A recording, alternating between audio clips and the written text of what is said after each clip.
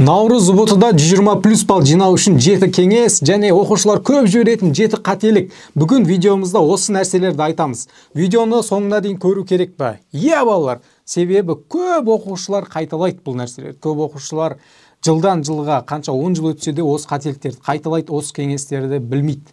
Сол үшін де соңына дейін қарап осыларды біліп ал. Бірінші танысып алайық. Менің аты жөнім Асқарұлы Мұхаммед ағай. Математика және математикалық сауаттылық пәндерінің мұғалімімін. Онлайн курс жүргіземін. Онлайн курста оқушыларды 50-ден 50, 10 балдан 10 балл алуға дайындаймын. Және даму онлайн жобасының негізін қалаушымын. YouTube'дан көргендеріңдей мен 2019 жылдан бері YouTube каналды жүргізіп келе жатырмын. Және де 2019 жылы наурыз ұбытысы бірінші рет қосылған. Содан бері бұл 2024 жылы 6-шы рет ұбыты тапсырылайын деп тұр. Сол үшін де осы 5 жылда анализ жасап, наурыз ұбытысына қандай сұрақтар келген еді, соның бәрін қарап келген адам ретінде сендерге осы видеомды ұсынып отырмын. Бірінші мәселе, наурыз ұбытыға тіркелу керек па деген. Оқушылардан сұрақ қойылады. Кейбіреулер тіркелмейді балалар. Менің ойымша, наурыз ұбытыға кім тіркелмеу керек, кім тіркелу керек. Егер де сен ұбытыға дайындалып жүрген болсаң, ұбытыда саған мысалға 120 балл алу керек. Ал сен қазір 110 балл, 100 балл, 90 балл алып жүрсең, немесе 120 балл алып жүрсең, онда сен наурыз ұбытысын тапсыруың керексің. Ал кім тапсырмау керек деген кезде, наурыз ұбытысын қазір қаңтар ұбытысынан 140 балдан 140 балл алған, оған грантқа 120 балл керек. Сондай оқушылар болса, наурыз ұбытысын тапсырып не қылады? Өйткені наурыз ұбытысын не үшін тапсырамыз деген сұрақтарға қазір жауап береміз біз. Оған керек емес та? Оған керек емес. Солар тапсырмай қойса болады. Ал сен саған керек балдың төңірегінде жинап жүрсең, немесе одан аз жинайтын болсаң, наурыз ұбытысын міндетті түрде тапсыруың керек деп есептеймін. Анализ үшін. Екінші, наурыз ұбытысын не үшін тапсырамыз? Балалар, наурыз ұбытысын сен өзіңнің күшіңді білу үшін ғана тапсырасың. Бұған бір ойбай ұбыты деп маңыз берудің керегі жоқ. Бұл кезекті бір пробный тест деп қарастырсаң болады. Қатты маңыз берудің керегі емес. Өйткені бұл саған грант бермейді. Сен тек ақылы оқуға түсу үшін ғана жарамды. Ал қаңтар ұбытысынан сен уже проходной балды жинап қоюың мүмкінсің. Енді наурыз ұбытысын сен просто өз-өзіңе есеп беру үшін тапсырды. Яғни анализ жасау үшін деп айттық қой. Сен мысалы қыркүйектен бері дайындалып келе жатсың. Қыркүйек өтті, қазан, қараша, желтоқсан, қаңтар, ақпан өтті, 6 ай өтті да.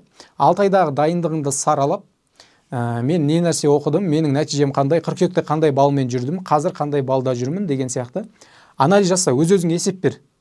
Абай атамыз айтады ғой, есті адам күніне немесе жетісіне, немесе айына, тіпті жылына бір рет есеп беру керек деген сияқты. Сол үшін сен кешке жатарда бит есеп беру үшін наурыз ұбытысы саған керек. Бұл наурыз ұбытысы бір андай флажок сияқты да бит. Сен наурызда осындай алғансың, ертең бұл тарих болып қалады сенде. Қаңтарда өткенде осынша балл алдың, оған дейін осынша балл алдың, нағыз ұбытта осынша балл алдың деген сияқты. Сол үшін де наурыз ұбытысында сен анализ жасау үшін, қолдану үшін, максималды пайда алу үшін ниет етіп сөйтіп тапсырған дұрыс болады. Үшінші мәселе, наурыз ұбытыға қай күнге тіркелу керек? Балалар, ең басты нәрсе, наурыз ұбытысы сендерге бір қысым түсірмеу керек. Ол керісінше сендерге көмектесу керек. Нағыз ұбытта жоғары балл алуларыңа. Енді 3 мәселе бар. Біріншісі, 1 наурыз бен 10 наурыз арасына басына тіркелетіндер. Екіншісі, 10 наурыз бен 20 наурыз арасына, үшіншісі 20 мен 30 наурыз арасына тіркелетіндер. Наурыз ұбытысы жалпы 1 наурыздан 31 наурызға дейін өтеді екен, 27 ақпан тіркеледі екенбіз. Ақпарат болсын деп айтып отырмын. Енді 3 мәселені бөліп қарастыруымыз керек. Егер де сен барлық тақырыптарды өтіп қойған болсаң, бәрін білем, барлық пәннен, дейтін болсаң, онда наурыздың басына тіркелсең болады. Саған кім қой деп болады. Соңына тіркелсең де болады. Саған общем бәрібір ғой негізі, Бірақ енді сен уже жайындықтан шаршап кеттің, тақырыптың бәрін оқып тастадың, сен өзің бәрін білем деп ойлайсың ғой. Сол үшін сен басына тіркелесің, дұрыс болады. Не үшін айтайын ба? Сен сол кезде анализ жасай аласың. Мен мынаны білмейді екенмін, мына жерден қателесіп отырмын деп анализ жасай аласың. Енді ортасына кім тіркелсе болады? 10 мен 20-сының арасына. Ол кішкене барлығын оққан, бірақ кішкене тақырыпта қалып кеткендер тіркелсе болады. Оған дейін оқып үлгеретіндей. 2 аптадай болса, 15-іне тіркелсең мысалға да, сенде қазір қанша уақыт қалған білмейміз ғой.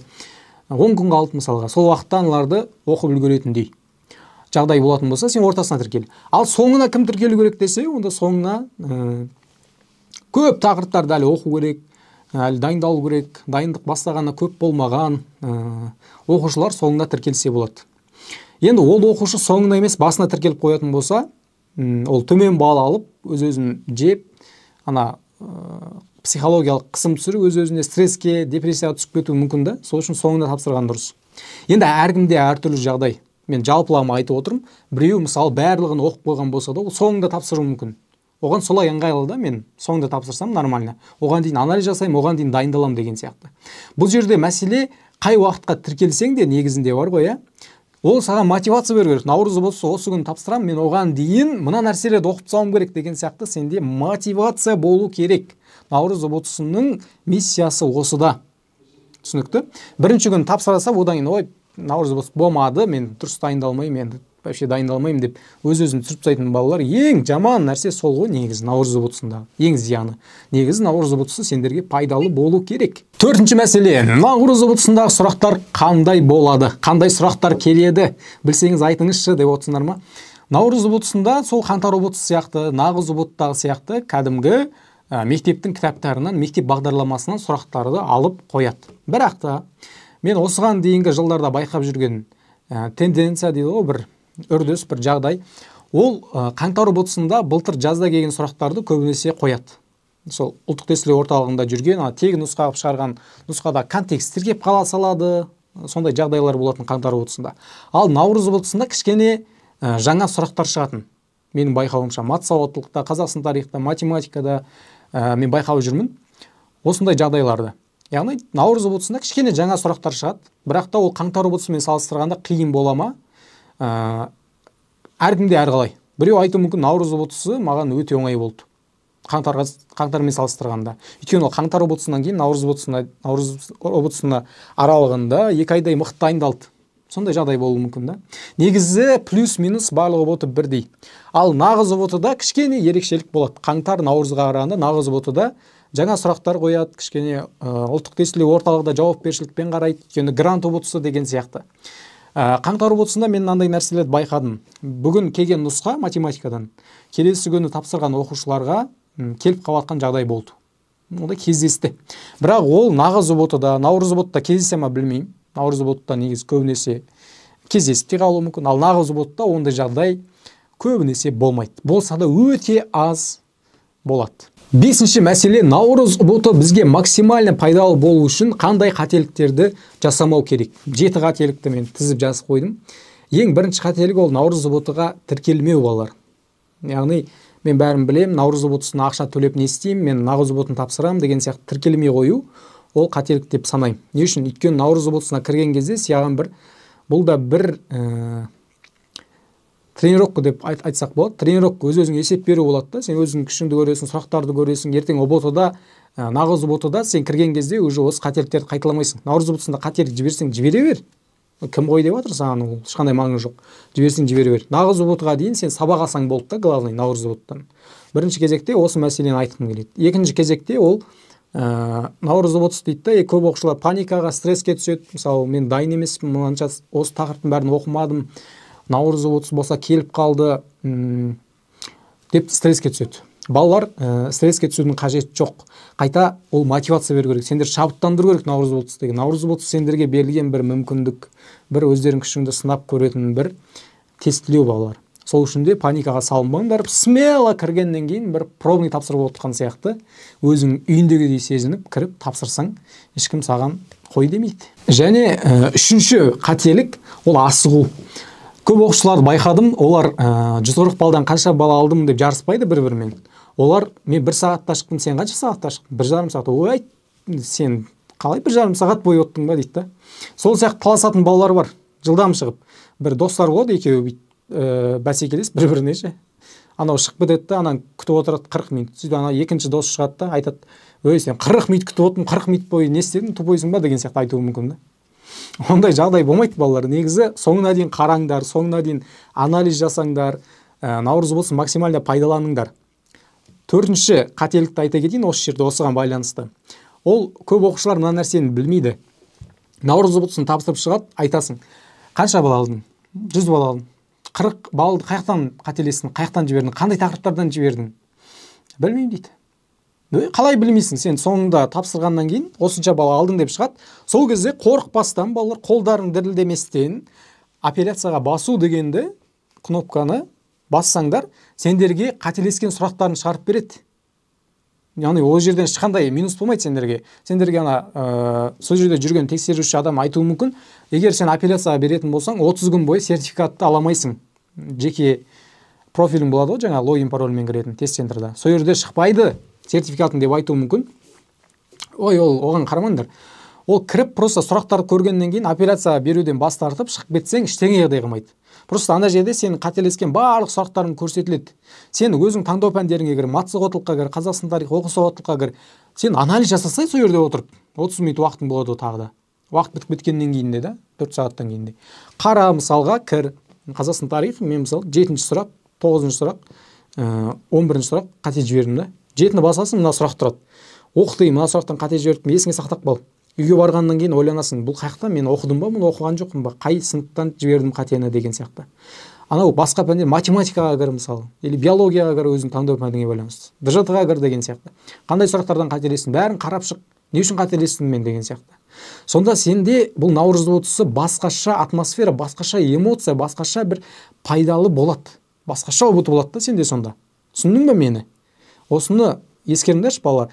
Сендер мейлі 130 балалы, мейлі 110 балалы, мейлі 60 балалы. Просто сен өзің қандай сұрақтардан қателескеніңді қызық шығар өзіңе де. Көріп шықсай соны. Көрсей, асықпасай. Бағана айттым ғой, үйіңдегідей сезін, кіргеннен кейін смело бит. Үйіңдегідей сезініп, тапсырып шықсаң болады. 5-ші қателік қайтадан тексермеу. Яғни сұрақтарды белгіледің ғой барлығын. Соны қайтадан тексеріп шығу керек. Есептер шығардың ғой, соларды қайтадан тексеріп шығу керек. Өйткені сен формулада мысалы 2/1 деген формула болса, мысалы үшбұрыштың ауданында болатын 2/1 AH деген формулашы. Сен соны ана жерде параллелограмм ауданын тап деп тұр, ол жерде формула AH 2/1 жоқ та, сен 2/1 жаз жердің, сондай жауап таптың, жауапқа беріп қояды ондайды. Неге сұрақ құрастырған кезде, ай осы былай қателесіп кетеді оқушы деп жауапты тура сондай жауап беріп қояды. Соны белгілеп қателестің деп. Сол үшін де сен не істеуің керексің? Есептің бәрін шығардың, немесе бәрін белгіледің, сол кезде қайттан тексеру керексің. Жаңа компьютерді барлық пәндерге кіресің, белгіленген сұрақтардың бәріне жеке-жеке оқып шығасың. Және осы жерде есеп шығаратын балалар қараңдаршы, мысалы мат сауаттылықта сен А4 парақ берді ғой. Сол жерде бірінші есепте де шығарылуын жазып қой. Черновик сияқты. Екінші есепте де шығарылуын жазып қой. Яғни сүйрек черновик қылып шығара бер. Үште де жазып қой. Просто кейбір оқушылар бүйтеді. Есеп шығарады, мына жерге тағы бір есеп шығарады, мына жерге тағы бір есеп шығарады, мына жерге. Сөйтіп ана 7-ші есепті барып тексерейін десе, ол 7-ші есеп шығарылу жолы қай жерде екенін таппай жүреді бүйтіп 2 минут жоғалтады соғанша. Ал сен олай істеме. 1 деп қой, 2 деп қой, 3 қой, 3 деп қой. Мысалы 1 А4 парақты мат сауаттылық арна, екінші парақты мысалы тек қана химия арна. Жазып қой ана төбесіне химия бірінші парақ. Келесі А4 парақ аласың, химия екінші парақ деген сияқты. Немесе физика, немесе математика деген сияқты сөйтіп жазып қой. Ана А4 параққа қай пән екенін жазып қойсаң, онда сен шатаспайсың. Сол кезде сенің стрессің орында болады, сен уже бақылауда ұстап отырсың барлығын, көрдің бе? Есептердің бәрі тұр, бәрін шығардың, немесе кейбіреулерін шығара алмадың. Сен ананы қайттан тексерген кезде соған қарап, ана мысалы екінші есепті сен осылай шығардың да. Мысалы жауап 5 шықты, мына жақтан 5 деп белгіледің. Так, компьютерді қарап отырсың, 5-ті белгіледің, так шығару жолы қандай? Параңа қарайсың. Так, шығару, дұрыс. 6-ға кеттің, 6-ны да солай тексересің. Көрдің ба? Осы кезде сенде тағы 1-2 балдан айырылып қалуы мүмкінсің, соны қосып аласың осы әдіс арқылы. Балалар бір сөзбен айтқан кезде 7 рет өлшеп 1 рет кес дейді ғой қазақтың мақалы, немесе жапондардың мақалы бар, осыған ұқсайтын. 7 рет өлшеп 1 рет қара дейді. Кес деген жоқ ояқта. Кесу қайда әлі қарайсың. Сол үшін де асықпаңдар. Келесі 6-шы қателігіміз ол 4 сағат уақытты дұрыс үнемдеп пайдаланбау. Енді бұның ішінде қателіктер көп. Қандай қателіктер жібереді оқушылар? Мысалы, мен барамын да ұбт-ға кірем, физмат таңдадым, математика ашам. Так, математикада маған қандай есептер берілген екен? Бірінші есеп оңай, екінші есеп оңай, үшінші есеп оңай, 14-ші есепке келем да. Ой, қандай есеп? Кіткен шығарып көрейін мен сен. Шықпайды жода. Шықпайды жода. Бір қарасам 5 минут өткен, 10 минут өткен. Отырмын мен ана есепкеш, терлік біткен, жындан отырмын. Ана жақта оқу сауаттылықтың 10 сұрағы, ассалаумағалейкум, қалайсыздар десе қарамайсың, кетші. Мат сауаттылық отыр ана жақта, оны десем, ана жақта тарих отыр 20 сұрақ, оңай сұрақтар тұр ана жақта негізі. Мен білесіз ғой, сіз әбеке дейді немесе, мәке, сәке, бека дейді немесе. Мен білесіз ғой, мен белгілесеңізші дейді Қазақстан тарих. Сен белгілемейсің оларды. Не үшін? Сен математикада 14-ші есепте отырсың. Сен ұбт-ға сол 14-ші есепті шығаруға кірдің ба? Жоқ. 140 балдан максимальный балл жинау үшін кірдің ғой сен. Онда сен неге оңайынан бастамайсың? Бірінші оңай, пәннен оңай сұрақтардан бастау керек. Мысалға 140 балдың 50% А деңгейінен беріледі да. Сол кезде А деңгейінің есептерін бірінші орындапса. Енді бірінші кезекте қай пәннен бастау керек деген кезде оқу сауаттылығынан бастау керек деп мен айтатын едім. Не үшін? Себебі сонау 2018 жылғы менің ОБТ тарихымды қарасаңдар, мен ол кезде мат сауаттылық Қазақстан тарихтан бастағам, оқу сауаттылықты соңына қалдырғам, сөйтіп миым ашығам. Себебі оқу сауаттылықты оқыған кезде оған концентрация, кішкене тыныштық, бір гармония керек балалар. Әдемі айтқан сияқты ма? Гармония деп. Сондай нәрсе керек та. Басында кірген кезде оған бір ойлану ми керек жоқ қой, оқу сауаттылыққа. Просто оқисың, жауабы тұрады. Сенде алда 4 сағат уақытың бар. Ешқандай саған стресс жоқ денеңде да, мысалға. Кірдің, отсың. Кіргеннен 5 минут демал, мысалы, шоколадын жеп ал, суыңды іш. Сөйтіп оқу сауаттылық жайлап аш. Сөйтіп белгілеп шық 10 сұрағын. О, кайф, 10 балл бар. 9 балл кемінде бар. 8 балл немесе 7 балл алсаңдар, білмеймін енді балалар. 3 сұрақ үшіне қате жібермейтін шығарсыңдар. Жібересіңдер ме или қарайсыңдар өздерің. Одан кейін екінші кезекте не орындаймыз? Қазақстан тарихын орындайық. Ол да оңай ғой. 20 сұрағын. О Қазақстан тарихтан білмейтін сұрақтарын белгілей салуым керек па? Жоқ. Мысалы, 20 сұрақтың сен 15-ін белгіледің, 5-еуін білмейсің. Немесе сенім демессің жауаптар. Олар қалдыра сал. Одан кейін ауызша пән болса, ауызша пәндерді белгіле, ДЖТ, ағылшын деген сияқты. Немесе есеп пән болса, физмат, мысалы, химия. Ол кезде саған мат сауаттылық белгіле, мысалы, үшінші. Енді ол кезде әркім әртүрлі. Мат сауаттылық белгілеген кезде оның есеп барлығын шығару керек па? Жоқ. Оңай есептерді шығару керек. Қиын есеп тұр, мысалы, білесің сен оның қиын екенін. Шығарайын десең шығара аласың негізі сен оны. Бірақ идея келіп тұрғанша қалай шығару керек екені жөнінде ше. Сен соған кішкене қарап көр, идея қандай идея тап. Бірақ 10 секунд, 15 секунд ойланып көр. Идея келмей жатыр ма? Тастай сал есептерді, тастай сал, лақтыра сал. Сенде уақыт бар ғой, 4 сағатың бар. Мына жақта әлі белгіленбей тұрған биологияң бар, таңдау пәндерің бар. Соларды белгілеп шығу керек, оңай сұрақтарын. Сен оларды смело белгілейсің, смело шертесің. Сондай шерту сұрақтарын бірінші белгілеп тастау керек. Уже сенде 140 балдан 80 балл болуы мүмкін да. Енді сенде 60 балл бар. 60 баллды екінші кезекте 30 баллын жинауға тырыс. Енді кішкене орташа сұрақтар жаңа қойсын, қиынырақ сияқты деп қалдырып кеткен, бірақ оңай сұрақтар болады. Идея келіп қалды, шығара салдың. Екінші кезекте сондайларды шығарып шық. Үшінші кезекте қиындарын шығарып шық. Если шықпай жатыр ма, тастай сал. Кейін соңында өңкей сондай деп қойған есептер болады, 5-6 есеп. 5-6 сұрақ немесе да. Соларды соңына қалдырасың. Если олар шықпай жатса да, уақыт бітіп жатады ғой, сенде уақыт жоқ, уақыт аз. Уақыт бітіп жатады, сол кезде енді бірдеңеге сүйеніп, ай, осы болады ау, осы болады ау, жауаптарына қарайсың. Мынау точно болмайды. Оны сіз тастайсың. Болмайды ол. Мынау болып қалуы мүмкін, мынау болып қалуы мүмкін. Екеуінің арасын таңдаймын. Так, мынау шығар деп белгілейсің. Өйткені мынау ананың тұсында өмір сүрді, мына жыл 15-ші ғасыр, осы ғой деген сияқты Қазақстан тарихта мысалы. Сөйтіп аналитикалық, логикалық ойлаулар арқылы белгілеу керек қой балалар. Сөйтіп белгілеп тастаңдар. Жетінші кеңес, үйге келгеннен кейін анализ жасамау. Үйге келгеннен кейін саған қандай сұрақтар келді, соның барлығын жаз. Сен нені білмейсің, соның барлығын жаз. Үйге келдің ғой, ноботтан сразу. Есіңде тұрады сұрақтар. Мен өткенде қаңтар болсын тапсырдым, математикадан 50 балл алдым. Сол кезде менің есіме 31 есеп түсті. Бір контекст, сонда 36, 40 сұрақ қой. 36 сұрақ мен есіме түсті. 4 сұрақ ғана есіме түскен жоқ. Оңай есептер шығар, білмеймін, есіме түскен жоқ. Сонда 36 есеп түсіріп алдым есіме. Сендер де солай. Сен 40 есептің 36-сын емес, 20-сын, 15-ін сүрсең де примерно қандай тақырыптар келді. Анализ жаса, қай тақырыптардан сендер қателесіп кеттің жаңағы. Тест центрді ашып алды, анализ жаса үйге келгеннен кейін. Осын көп оқушылар жасамайды. Жаңа басында айттым ғой, бұл анализ үшін керек, наурыз ботс деп. Сол үшін де осы нәрсені қолдану керек. 8-ші бонус қателік, ол ОБТ-ға кіргеннен кейін үзіліс жасауға 2-3 минутқа сендер көздерін демалдырып алуға уақыт береді. Сол кезде ол демалдырып алсаңдар болады балалар ол кезде. Ол уақыт, ол жаңа 4 сағатқа кірмеуі мүмкін. Точно білмейтін, просто чатқа жазып кетіңдер, сол 2-3 минутта көзің демалдырып ал деп шығады ғой. Сол кезде демалдырып алсаң, неге комментарийға жазып кетіңдер, ол кіре ма уақытқа, кірмей ма 4 сағатқа. Демалдырып алыңдар, просто сол кезде демалып алған дұрыс та. Ол 4 сағаттың ішінде кірсе де мейлі. Бәрібір сен ол кезде су ішіп, ойың жинақтап, кішкене миың демалдырып алсаң болады. Және үзіліске сыртқа шығып келуге де болады ол жерде. Бастапқы соңғы 1 сағатында ғана болмайды, оған дейін болады. Сөйтіп шығып келсең болады сыртқа қарай. Кішкене еркіндік керек та, еркін. Ана ішінде кіріп кетіп, бүйтіп несек кетудің қажеті жоқ. Еркін тапсырған дұрыс болады. Келесі 6-шы, наурыз ОБТ-тан кейін қалай дайындалу керек? Оқушылар, наурыз ОБТ-ға дейін сен дайындалдың, сен қанша балл жинадың? Сен дайындалмай тұрып қанша балл жинадың? Соны саралауың керексің. Нені өзгерту керек саған? Мүмкін сен көп уақыт дайындалмай жатқан шығарсың. Мүмкін сен уақытың Инстаграмға кетіп жатқан шығар. Мүмкін сен уақытың телефонға кетіп жатқан сияқты шығар, сондай шығар. Білмейсің да? Ал наурыз бұтын тапсырғаннан анализ жасасаң, отырып бір ойлансаң, саған жауабы шығады. Сол кезде сен өзіңе есеп беріп айт. Мысалға, мен енді маған кедергі болып жатқан не нәрсе? Мен ұпайымды көтеруге, жай көтеріліп жатыр ұпайым, немесе нормальный көтеріліп жатыр. Онда ештеңе өзгертпей солай дайындала берсең болады. Жай көтеріліп жатқан кезде сен өзіңе жаңағы сұрақ қой. Не кедергі жасап жатыр? Сол кедергілерді алып тастауға тырыс. Мына нәрсе кедергі, маған мына нәрсе кедергі, мына нәрсе кедергі. Енді мен 2 ай немесе 3 ай бұл нәрселерсіз өмір сүрем. Одан болды бұт тапсырасың нағыз бұтын. Одан кейін сенде 2 ай болады максимально Инстаграм шұқылауға, TikTok шұқылауға, немесе қыдыруға деген сияқты. 2 ай максимально сенде уақыт болады. Сол уақытта қайта кайфовать етесің. Қазір дұрыстап дайындалсаң наурыз бұттан кейін. Наурыз бұтқа дейін де дайындал енді. Оны айтпай түсінікті жағдай ғой енді.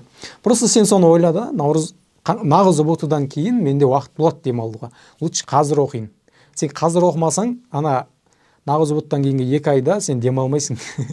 Сен өз-өзіңді жеп, стресс сондай болып кетеді да енді. Әркімде әртүрлі. Кейбіреулер оны қабылдамайды, оған бәрібір болады. Деген сияқты. Просто сол тиімді жағдай, балалар, тиімді жағдай. Қазір дайындықта қиналып, ертең тапсырғаннан кейін кайфовать етіп демалуға негіз. 7-ші соңғы айтатын нәрсеміз, нағыз ұбытта қанша балл алатыным наурыз ұбытыға байланысты ма деген сұрақ. Негізі байланысты.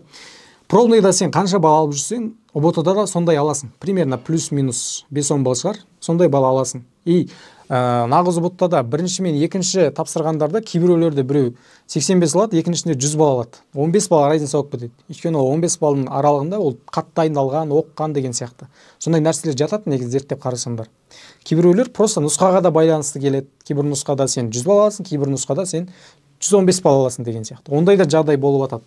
Енді оның барлығы сәттілік дейміз, бақ дейміз ба, сондай, бірақ та сен қаншалықты еңбек етесің, қаншалықты дайындаласың, қаншалықты тер төгесің, қаншалықты сен энергияңды жұмсайсың, соған сай ұпай аласың. Әділетті ұпайыңды аласың, міндетті түрде. Егер сен ұбт-дан ойлағаныңдай балл алмай қалсаң да, бірақ еңбек еттің, сен мықты дайындалдың, ол бәрібір де ертең шығады балалар. Сен универге ақыл бөлімге түсіп, одан кейін грантқа ауыссаң болады, 5-пен оқып, немесе келесі жылы ұбт тапсырсаң болады, 135 балл жинасаң болады. Немесе неше түрлі мүмкіндік көп дайындалған білімді адамға. Сол үшін де просто сендер біліңдер, өзіңе жасайтын жақсылығың 11 класста ол дұрыстап дайындалу, дұрыстап тер төгіп, дұрыстап еңбек етіп дайындалу. Сонымен ғана өздеріңе жақсылық жасай аласыңдар. Ал басқа Инстаграм шұқылау, анау мынау бос әңгіме дегендермен өздеріңе тек қана зиян келтіресіңдер балалар. Сол үшін де наурыз ұбт-тан кейін сендер максимально дайындыққа көңіл бөліңдер. Интенсивный дайындық дейді ғой. Бұрыннан қарағанда ұзағырақ дайындалуға, бұрыннан қарағанда тиімдірек дайындалуға көбірек көңіл бөліңдер. Сол кезде ғана сендер наурыз ұбт-тына қарағанда нағыз ұбт-та анағұрлым жоғары балл ала аласыңдар. Еңбек бәрінде жеңбек дейді. Басқа сиқырлы таяқша жоқ, еңбек етіңдер. Видео ұнаған болса лайк басыңдар, комментарий жазыңдар, каналға тіркелуді ұмытпаңдар балалар. Колокольчик басып қоятын болсаңдар, соңғы жаңалықтарды бірден біліп отырасыңдар. Комментарий жазыңдар, мен сендерді оқимын. Және мен математикадан сабақ беремін, матсауыттан сабақ беремін. Осы каналда сабақтар бар, матсауыттан дайындаламын дейсіңдер. Видеолар бар, соларды қараңдар. Математикадан 24-ші, 25-ші, 26-ші ақпан күндері ең көп есеп келетін туынды интеграл минимум 5 есеп келеді ұбт-та. Ол саған 7-8 балл қосып беру мүмкін. Математикадан ұпайын көтере алмай жүрсең, 3 күндік марафон жасап отырмын, соған тіркел. Төменде сипаттамада, яғни описаниеда сілтеме болады, соны басып, WhatsApp чатқа кірсең, сояқтан марафонға тіркеле аласың. Және басқа да марафондар алдағы уақытта, егер сен 27-сінен кейін Егер сен 27-сінен кейін көріп отырсаң, мысалы 30-шы ақпан немесе наурыз айында, онда даму онлайн Инстаграм парақшасына, Телеграм парақшасына, осы ютубымызға тіркеліп қоятын болсаң, соңғы жаңалықтар, марафондар, тегін сабақтар сол жерлерге ақпарат шығып отыратын болады, сол жерден тіркеле аласың. Сонымен, сендермен бірге болған білімді брендке айналдырғысы келіп жүрген Мұхаммед Асқарұлы ағайларың келесі видеоларда кездескенше сау болыңдар.